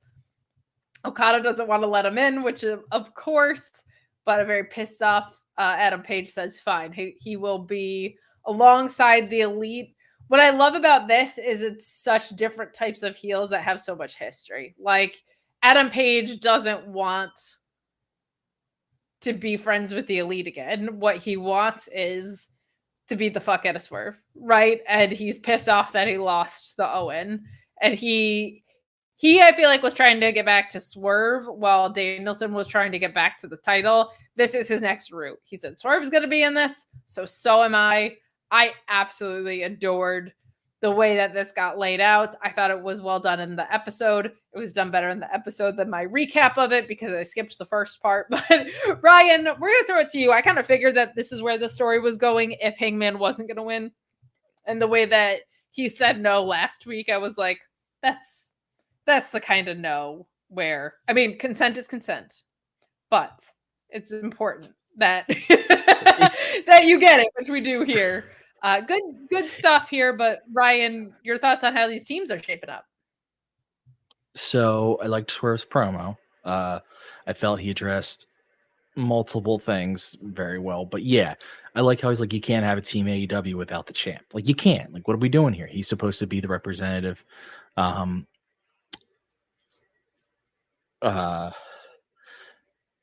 He's supposed to be the representative for AEW. I get that. So how the teams are shaping up. So I'm guessing we have Swerve, Mark Briscoe, Darby. Is Darby official, or are we just guessing based on the assault? Guessing. Okay. That's the three we have right now, right? I believe so, yeah. Okay. And then we have the Elite plus Hangman, but I'm still going to just say the Elite because he fits in well with that. I liked his coming back. He was cost his match against Swerve. He desperately wants to hurt Swerve, and he's pissed off, and he wants his revenge. I love it. That was perfect. I also like that they foreshadowed a little bit of a problem between Okada and Hangman. Apparently Darby's on a graphic, but all were good. So if you're gonna do it this way, this is. I still don't love Team AEW a whole lot. Not the individual talents, I think, are amazing. Like each individual talent is perfect. The only one who makes any sense, actually, Darby and Swerve both kind of make sense. Swerve because he's champ, and Darby because Darby's been here since day one. Day one guy, also a mid-card title holder multiple times. Yeah.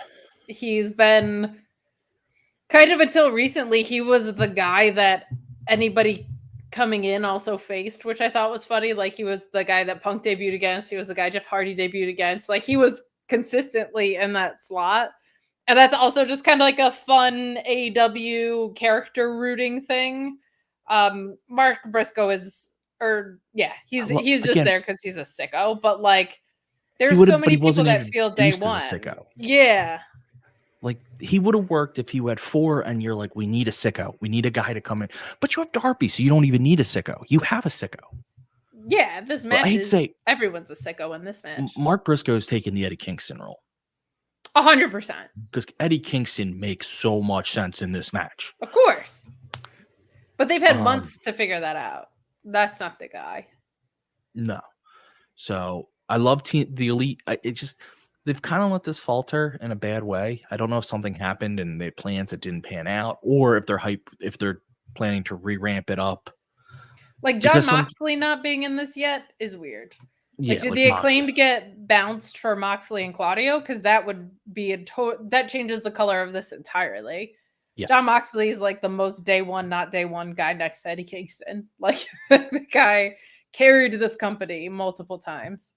I think I'm wondering if they're trying to build up the Elite as like this unbeatable faction with every person having a belt, which this is where undercard belts are wonderful because they're not holding up the main title. They each have a belt, but they're not. But you need to almost put them as unbeatable. Look, twice people have tried to beat us, and then you can do a story of their downfall. Like, build them up, bring them down. It's a long story, and because it's for like the soul of it, like they took out Tony Khan for this.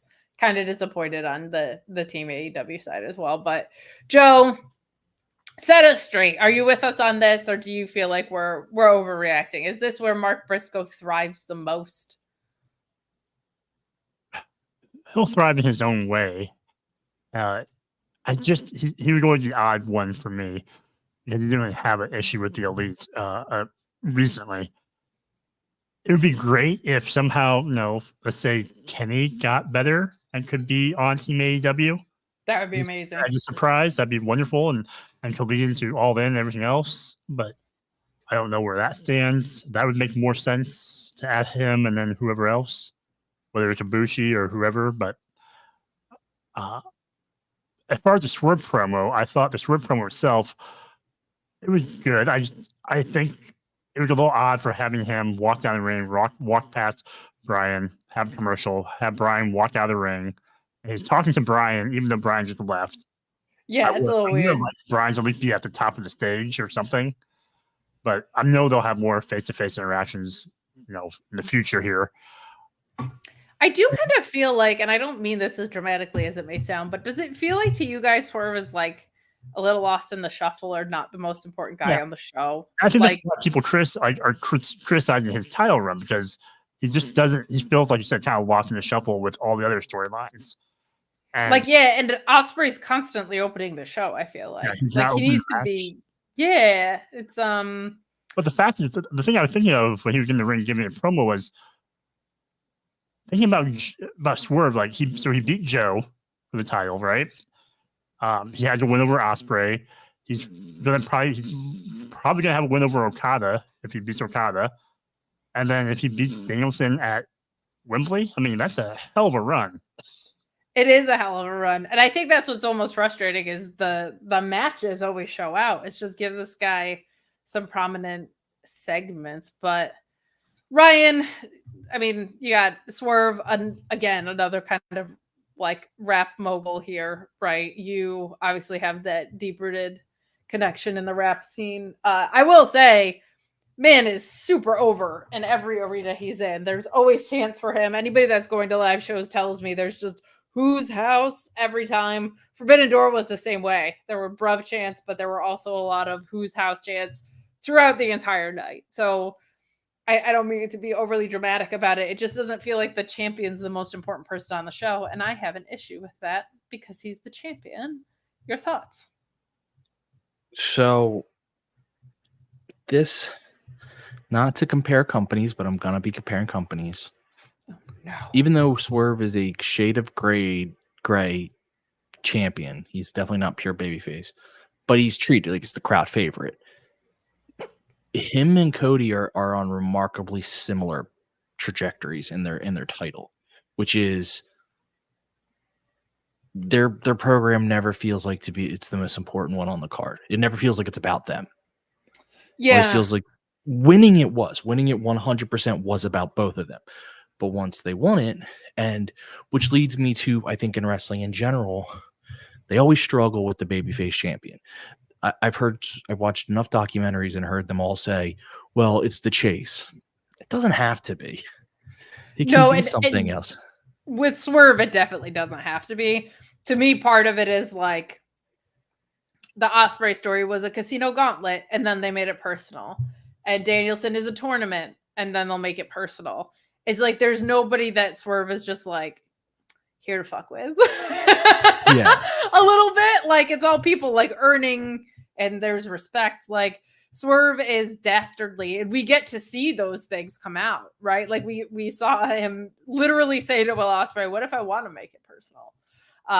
But I also think it's tricky when you're a face, and also literally the best wrestler in the world is a face on your program. Like he just is like Will Ospreay. They wanted to make Swerve one of the most. They could solve their two issues they have going right now in one way. They wanted to rebuild the Elite storyline and make Swerve the most important person on the show. You have the Elite going after Swerve as their main target, but you have Swerve responding in his dastardly ways. Like, because then he can be a complete prick and get over on them, but he's still a babyface because it's the Elite. So, like... My thing, too, is with Danielson, I want him to give a fight for your dreams and they will fight for you promo.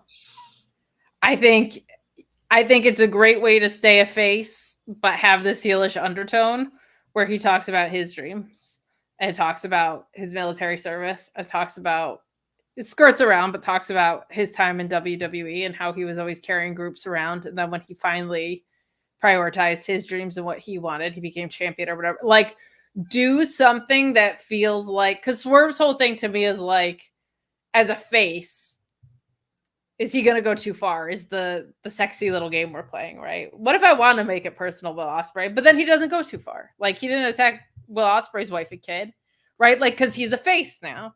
So I feel like we're playing this game constantly of like just leading up to the edge of it and then staying. And I think that's a good really story fun. Again, if you go against someone like the Elite, where they can push him to that level because they outnumber him, because they have the power, that they could.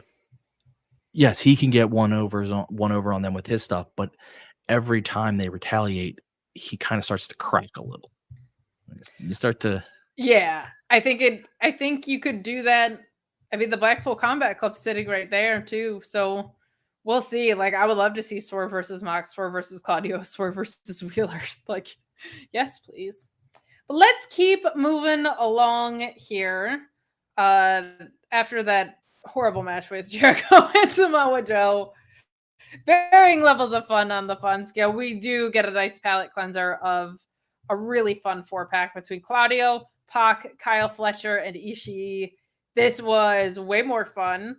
For me, I thought this was great. Ishii just like some suplexes until Claudio came in and gut wrench suplexed him. I thought was really fun. Like, we had this little like suplex war in the middle of this that I thought was great. I loved the swing on Fletcher, and of course the sharpshooter attempts are always going to be over big in Canada, but you get Pac with some German suplexes for everyone, hitting the Black Arrow into the Brutalizer to beat Kyle Fletcher. This was a very fun, fresh feeling kind of Fatal 4-Way. Like, this was not like old school Fatal 4-Way stuff. This was each guy trying to win a match in their style, and I thought it created some fun little chaos in there. I feel like Ishii doesn't need a story coming out of this. Claudio doesn't really need a story coming out of this.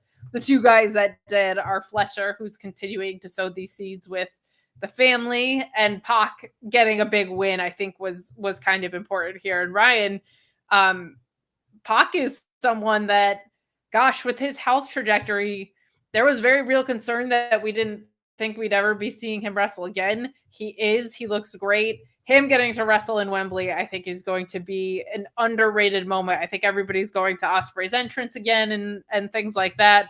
Mariah May probably beating Toni Storm, things like that. But I think that Pac's entrance is going to be something that gets a huge, huge pop, and whatever match he ends up with, I think is going to be great. But a fun thing here with this 4-pack, what did you think about it? And don't you dare mention a single spot, because that's for Joe. So our chat is discussing a fun thing about Kyle Fletcher, which is he wants to call his fans Fletchlings, but he keeps screwing up and calls them Fletchlights. And he also said that he could call them Fletch hers, Fletch hims, Fletch theys, which popped me huge. My pronouns are Fletch her, Fletch she. Him and his terrible hair are great. He's wonderful. He was very good on RJ City AEW, where they talked about the terrible haircut. So the match was as we would describe, a lot of fun. I'd say this was way up. This was like 3.5 to 4 funds for me. How many? I'm gonna say it was a 3. It was a 3, solid 3, close to 4. This is the problem with the scale. There's only one fun between your Jericho assessment and this. It's a big fun though. It's like it's a big fun. It's a big fun. It's a pivotal fun for sure. Yeah, like that's a big fun. It's we don't have the increments. We just do jumps, and so you have to really cross that line to get to the big fun. Otherwise, Ryan's face in half, and that's even scarier. Yeah, we don't want to do that. In the Tokyo Dome, this is like 5 funds. It's at least 5 funds, but Pac. So you're right. The two people that needed a story out of this match are having a story come out of this match. Their own, but they are. I will let Joe call the spots. I will say Pac's interview afterwards, or Pac, pick, and whatever. Pac. He's Pac. Pac. The bastard. Is it the Pac or is it Pac? I say Pac. I think it's Pac because of the British accent. Like, I think. Okay. But he's I love this. Like, I've had losses, I need a victory.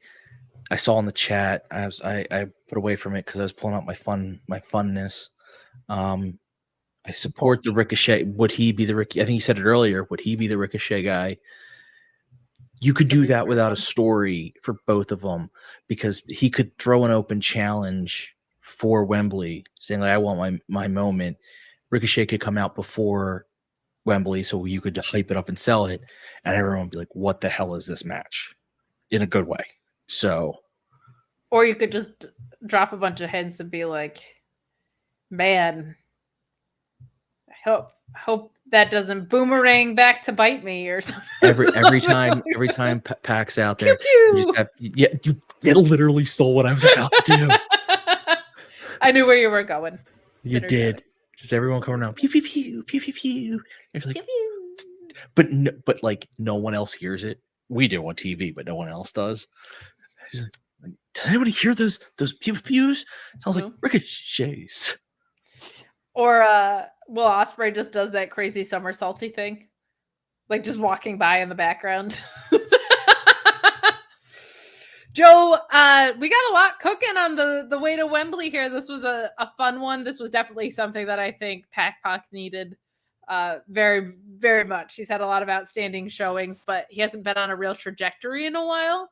It doesn't seem like the Death Triangle is a permanent fixture in the trios division. So what did you think of this match, and do you feel like the right guy won out of this? Had a lot of fun. I would go about 3.5 on the fun level for this one. I thought it was going to be Pac or Kyle winning this one for the points you mentioned earlier and for the story. I was a little confused by Pac's promo after the match about him not knowing what's next, what's ahead. I'm like, you just won a match to challenge for the international title. Like, wouldn't that be next? So I was a little confused by that. Touche. I thought Fletcher played his role really well, being the punching bag in this match, getting hit with everything. The one spot in particular that I had was when he's caught in the sharpshooter and then the brutalizer, so he pretty much turns into a human U shape. I thought that looked really, really gnarly. So other than that, yeah, Fletcher losing. I'm curious how that's going to play out with the Callis family, and if he eventually they're going to get tired of him not living up to his potential with them. It's going to be interesting because I'm intrigued to see if he turns on Will Ospreay in the process. Because Will Ospreay was like, I don't want none of this shit. And I was like, neither do the fans. So story tracks with that. Well, the women fucking killed it today on both segments that they were awarded. You had Mercedes. Mercedes, what did I even type? She's here to celebrate her double title win. That's what I was trying to type. She heard Britt talking about the past, present, and future, which is appropriate because Monet is the best there is, the best there was, and ever will be. Very well done by Miss Mercedes. She says that Britt is crazy to think that she can beat her up, and it's time for a champagne toast. Britt interrupts. We have her beating up some poor security guards and Mercedes scampering off. Very short, but an effective segment. I think we're just kind of continuing this Mercedes heel turn. I think this was... Man, we've had a lot of heel turns. We had Mercedes turning. We had Hangman returning. We had MJF. And then, of course, in our Owen Hart tournament, we have Mariah May turning at the end of this. But before we get to our women's Owen, we also have Brandon Cutler, who gets attacked by Darby Allin, a fantastic stooge spot, and Darby just is there to kind of advance the Team AEW side of things. So good stuff. Any thoughts? We'll go to Joe first on the Britt and Mercedes segment or this video package before we get into our main event. The Britt and Mercedes segment was fine. I know why you have to have them on your TV since they are like the two biggest female stars on your roster. I felt like last week's interaction between the two of them was a little more powerful for me. Yes, it was teeming hot, so I think they wanted to follow it up with something. It just felt like, it was what it was, but I was a little saddened by the security guards and their role of the first two got knocked out, and there's four of them standing there in front of Britt, and they're like, "Oh, nope, we're gonna let you go right through us." They were so intimidated. They were like, "We're not getting paid enough to get involved in all of this."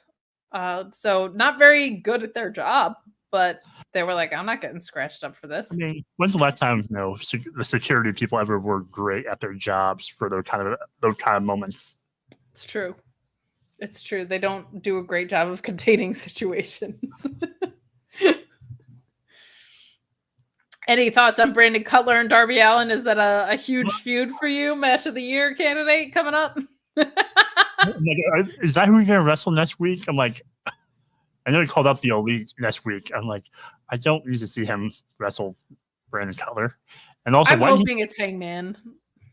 He painted Cutler's face as his own face, or I was trying to figure out what was going on there. But I'm glad he's back. I mean, he's back in the fold of things in the story and a part of Team AEW. So I would rather see Renee and Hangman than anything, I think. I mean, that's the build. That's the build. That is the way they were interacting backstage. I'd rather see that than Darby and Brandon Cutler, I think. But Ryan, thoughts on Mercedes and Britt, and also this quick Darby Allin thing that we get here? So Mercedes' delivery of Bret Hart's line was brilliant because, and the best there ever will be, was just like such.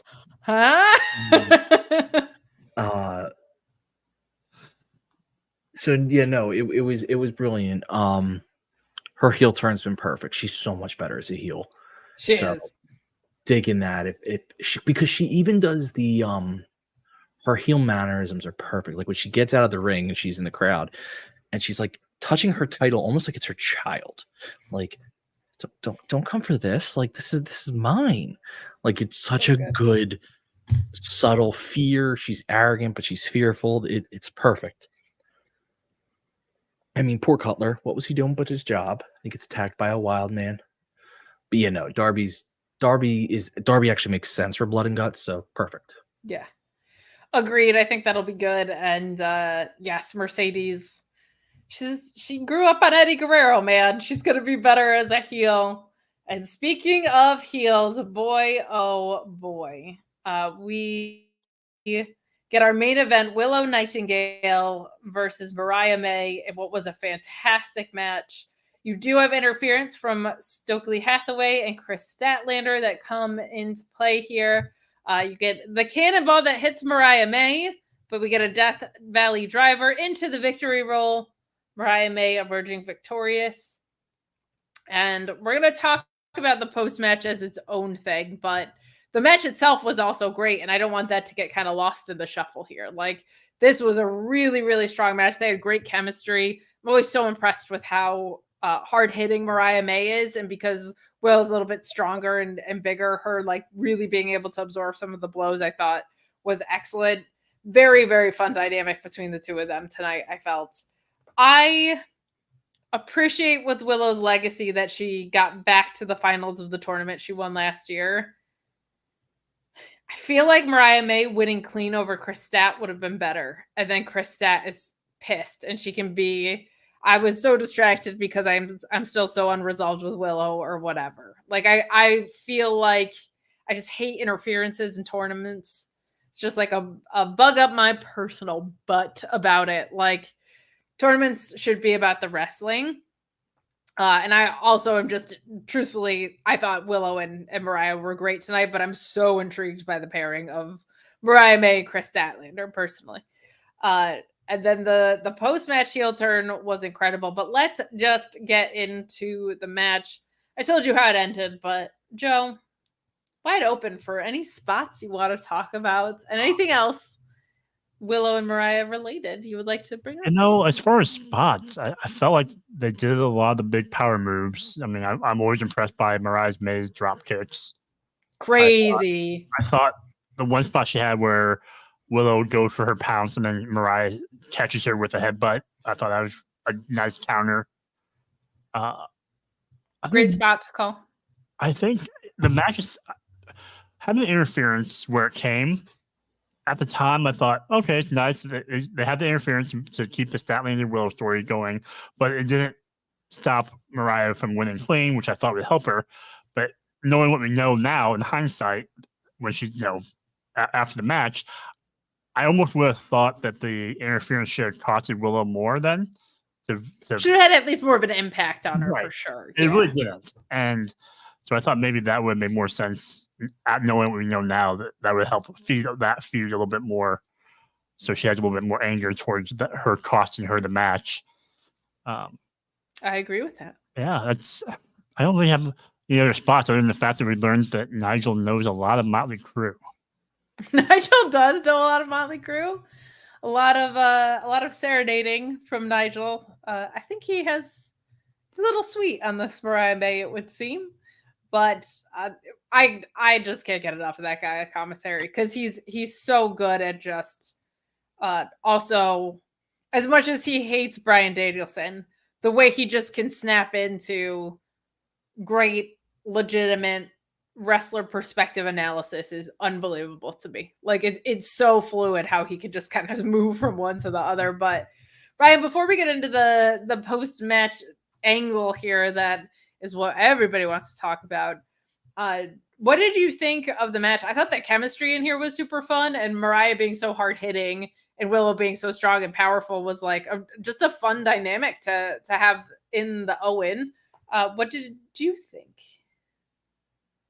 I liked Willow's attire because it was Owen Hart's. Yes, the Nation of Domination was great. Great call. Yeah. It was really cool gear. I mean, it was to me. You were looking at. I mean, I don't even know call it future at this point because they're both already there. But I'll still based on whatever the two future stars of this whole division were in a match. Like, if you tell me in You can tell me in 3 months, but if you tell me a year from now, these two are going at it for the women's world heavyweight champion, the women's world championship, headlining a pay-per-view, I'd be like, yeah, that makes sense. Story tracks, yeah, for They're sure. both as over as anyone in the company, male or female. They're both awesome at what they do. So the match was a lot of fun. You know, it was Willow's power versus Mariah's skill. The cheating to end makes a lot more sense now. But yeah, Mariah had the more natural story out of this. So yes, and I also appreciate that everyone that Mariah beat to get there are people that Toni Storm has faced along the way, like in title challenges, which I thought was cool up until this point. So good stuff. Really, really good stuff. And then holy cow, did we close on an angle that I didn't see coming at this time. And I didn't think it was going to be so violent when it did happen because they've both been so silly. We talked about it at the beginning of the show, so I don't want to belabor it too much. But Toni Storm beating the hell out of Toni Storm with a shoe, putting our favorite butler through the table. My God, poor Luther. Everybody catching strays with this. A phenomenally well done heel turn. Mariah May just no long to be the same woman that was nuzzling into her bosom not that long ago. The video package where there were besties was so much fun. And then tonight, the contrast of the turn I thought was beautifully done. Beautifully done. Mariah May beating Toni Storm up. Toni Storm bleeding like a stuck pig over there. I don't know if it was hard way from the shoe or if she was bladed because she covered well enough that she could have. But if she did blade, she did it perfectly because it wasn't a gusher, but it wasn't such a small amount that you were like, what's going on? Everything went super, super well from that point. Ryan, let's stick with you. I thought this was a different type of fun than any fun that we had on the show. I would give it 4 funds, but those funds are not funds of glee. They are funds of, it is fun how invested I am in what is happening here and what is going on next. So the shades of fun are a little different than maybe your typical fun. But for me, this was 4 funds because I think we have a lot of fun coming out of this. And I thought the way it was done really grabbed my fun emotions. I might have peed a little bit during the segment. It's true. But your thoughts on this huge heel turn? It genuinely caught me by surprise. It was great. So it is a 4 out of 4 fun, though I will request something from Joe. I'm going to request it of him. I know I'm asking a lot of work. He's already done hard work, but he's got skills I don't have. Can you make one more of those mini graphics, my 4 out of 4 face, but looking like it's bleeding and just have to say bloody fun time?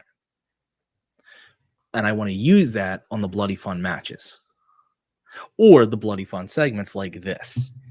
Or just all of anything they do in the UK. Correct. That was that was going to be a pun I used a lot for Wembley. But again, I said at the beginning, the way they sped up the heel turn is genius because we all kind of expected something to happen, but this quick made it, people sometimes complain that things are so predictable. It's like, predictable isn't bad because a lot of times things are predictable because it's well written. And so logically, this is the next step. Sure. What's great about this is they managed to pull off a surprise, but they didn't violate any of their logic. Yes. This was still the path. I will say, so this whole segment, how violent she got was just great. You needed her to get this violent to show another lover. I love it. I'm not criticizing it at all. It's one of my favorite things in wrestling. So when Luther took the belt to the head and fell to the table, the belt shot and how much it launched him is just one of my, because you see it all the time. It's a super belt. It's a super belt for sure.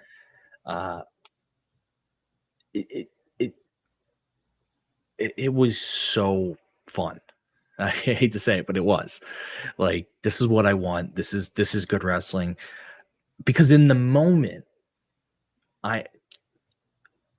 when I watch these things, I actually do buy into the storyline. I get invested. I don't pull out half the time. Sure. So in the moment, I'm like, fuck you, Mariah May. Fuck you. How dare you? That's the fun of wrestling. Yeah. Hell yeah. So no, this was perfect.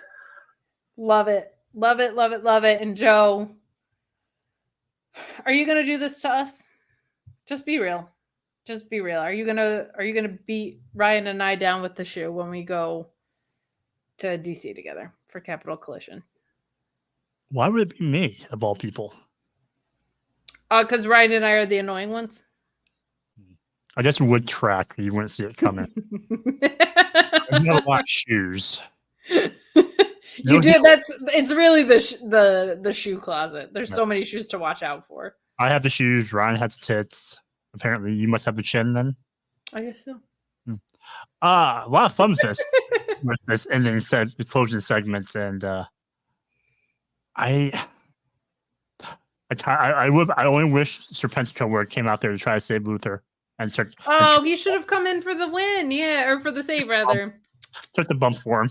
No, I really liked the ending, even though I was surprised that it came so fast like this. The viciousness that Mariah May showed on her face and just her action, it just the light switch that she just turned on. Yes, that's what she went skipping down up the ramp with her, and all of a sudden, boom, she went to deranged psycho Mariah, just digging the heel of a shoe into her head. And I think either, like we talked about at the beginning of the show, Mariah either masterminded this from the start, or somewhere along the line when there's that part of time where Tony paid her no attention, even though Mariah would try to, look up to her and try to get her attention, and Tony kept dismissing her. Yeah, gonna come back to bite her now. That could play a part of this. So I can't imagine how she'll wrestle as a heel, like a full heel like this. I think her ring style lends itself to it, so I'm very intrigued. I think in Japan she was doing a lot of heel work, but it was the playful stuff, kind of like we saw with Mina. So I'm intrigued, man. I'm intrigued to see where this goes. I think she's earned it. She has been fantastic coming in to AEW and played her part extremely well in every facet. So very, very, very cool stuff, and a decent episode of AEW Dynamite, minus the bullshit with Jericho and Mojo in the middle. But other than that, very, very fun. A really productive use of the Owen tournament too, which is refreshing. So a lot to look forward to on the way to Wembley, and a lot to look forward to at ProWrestlingTees.com. You can buy 5.4 million shirts. And if you do, honestly, if you bought 5.35 million shirts, I think we would be able to get investment from elsewhere. And we'll just stream AEW here on the Mark Order YouTube channel. You just need to leave a thumbs up on this video, and we'll try and pursue that for you guys. But we do have these 4 wonderful shirts. You can buy 5.4 million of them, not a single one more.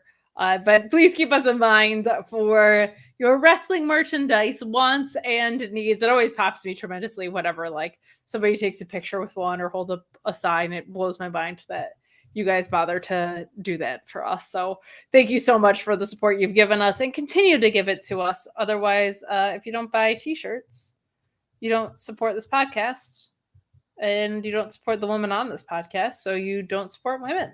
That's how that goes. So buy up, pay up to the tune of 5.4 million shirts. But we appreciate your support so much. And we also will take a thumbs up on this video, and you can follow us on social media as well, which is run by Ryan. I'm so sorry about that. But Ryan, where can people find the Mark Order podcast? Where can people find you lying about history to everybody? You're so mean to me, and all I do is provide fun. You can follow us. About what's fun is the problem. No, I never lie. What's fun? You can follow us at Mark Order Pod on all socials. Just don't be a dickhead. Thank you. And you can follow my history blog here for history.com, where I don't think I'm doing revisionist history, but I guess it depends on the topic. You don't think, you're not positive, but again, revisionist history is an actual study of history. It's not. Look at him trying to justify it now. My God. Well, even though you're a fun liar, we do appreciate you around here. We are also, as I mentioned earlier, we're going to be at Capital Collision together. So if you are in the Virginia area during that, please say hi. If you're going to be at the show, say hi to us. We'd love talking to you guys. So please, that was a funny one. Ant got recognized and nobody else did. So good times when Ant was around for that. But Joe, Ryan's not the only one with social medias to talk about. You've got social medias too.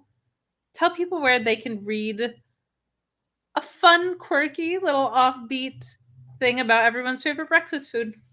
Sure.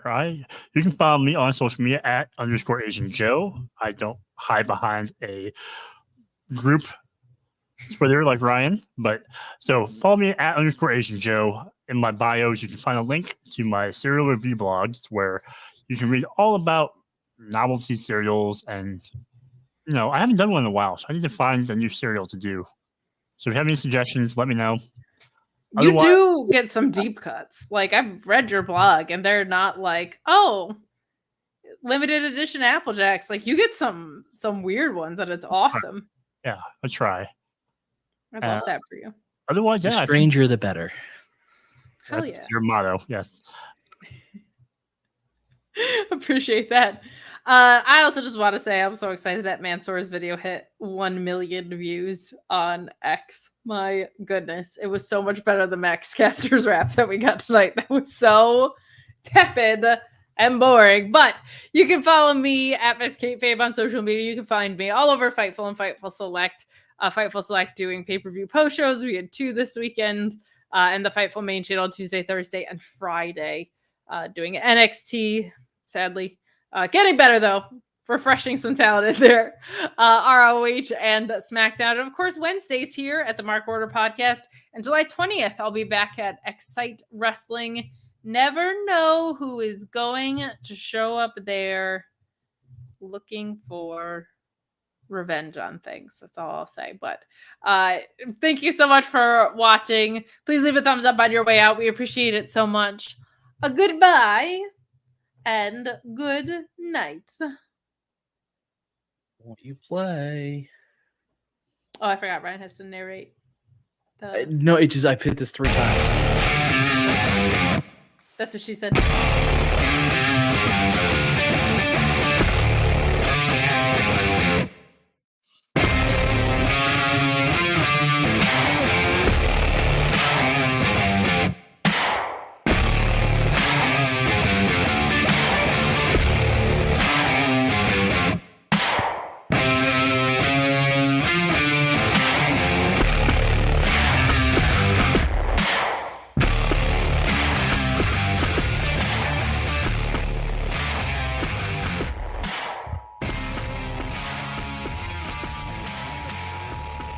This concludes the Mark Order